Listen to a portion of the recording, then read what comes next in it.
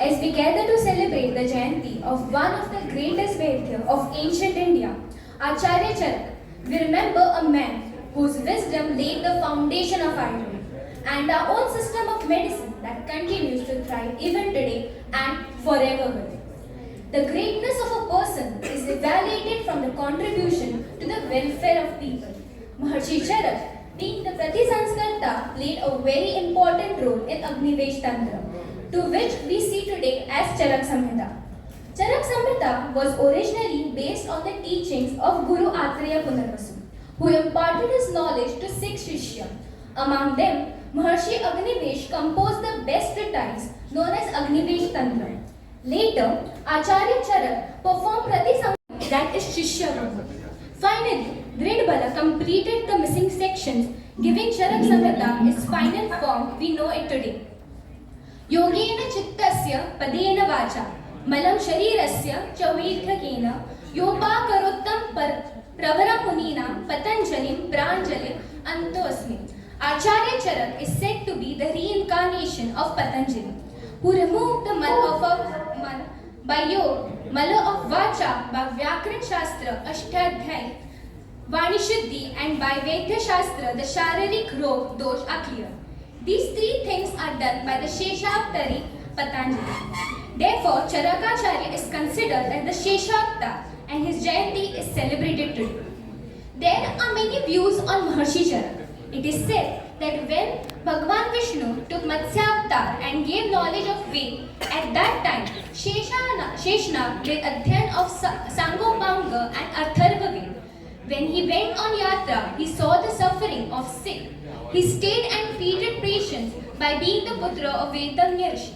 According to Bruhat Jatak Rudra, he was the Vaidya who lived his life by Bhiksha and went from one ground to another, being Vaidya, treated patient and shared his Vidya.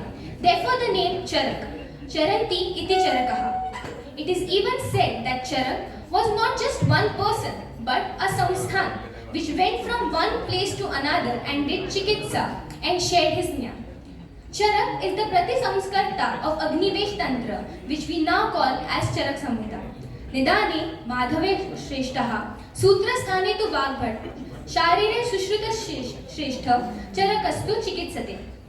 The Chikitsa Sthan is the best amongst the others due to its practicality. Whatever we see today in the Grantha of Ayurveda, all have taken its knowledge from Charak Samhita. The 3 dosh Siddhanta Pancha Mahabhut, etc. It's all mentioned first in Charak Samhita. Ashtang Hriday is the Sar Ansh of Charak Samhita and Sushrut Samhita. There is one sutra that is found in Charak Samhita, that is Yat Iha Asti Na Tat Anyatra Yat Na Asti Na Tat Kashit. जो यहाँ है वो कहीं और नहीं और जो यहाँ नहीं वो कहीं भी नहीं मिलेगा. This is a very big statement. Indriya Sthan comes before Chikitsa Sthan. So, Nidhan of any Vyadi is to be made at that level. We need to see whether there is Arishta sign or not. If there is no Arishta sign, then we should proceed with Chikitsa. That's why Chikitsa Sthan is given here.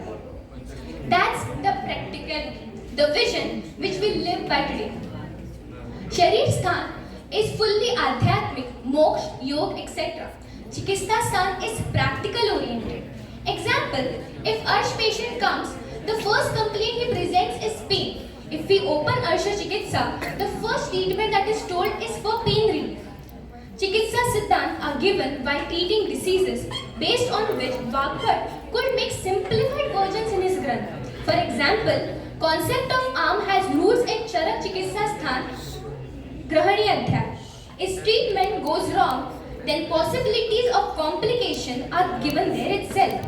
For example, complication of stamba in starting dushti of Raktapitta, complication of Apatarpan Chikitsa in Prameha. He gave compilations of various concepts whenever required and from it, next authors could derive and rewrite. But the base always stays Charaka Pratisamskrita Agnivesh Tantra. Charak has given various references of Prithvi, Jal, Tej, Vayu, Akash, Vishnu, Prajapati, Kartikeya, Visha, Mratugana, Ganga. The puja and vandana of these are found in the Grantha. Charak Shari 6, Charak 3, 9, 23. Charak has mentioned 12 days. According to Rachna of Charak Chikitsa चरक कृत अध्याय at 13 रसायन वाजीकरण ज्वर रक्त पित्त गुल्म प्रमेह कुष्ठ राजयक्ष्मा अर्श अतिसार विसर्प मदात्य द्विवणी. So now, as we do Adhyan of Charak Samhita, which is the final outcome of Agnivesh, Charak and Drudbal's writing, what is the benefit of this? Why should we read Charak Samhita? Yasya द्वादश सहस्री हृदि तिष्ठति संहिता यो अर्थम्य यो सह विचारज्ञ चिकित्सा कुशलस्य. The one जिसके हृदय में 12,000 श्लोक से युक्त चरक संहिता विराजमान रहती है, वह व्यक्ति अर्थज्ञ है, वह कर्तव्य अकर्तव्य का जानकार है और वह व्यक्ति चिकित्सा करने में कुशल होता है.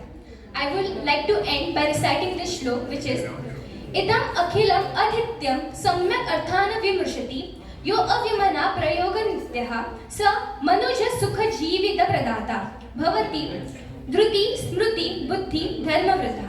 This is the fun of Adhyan of Charak Samhita. The person who does Adhyan of the whole Charak Samhita understands in its depth, uses the yog mentioned in it, and the one who thinks according to Grantha, he gains dhruti, smriti, buddhi and gives healthy and happy life to others. I do take this opportunity to pray for the same. Thank you, Jai Hind.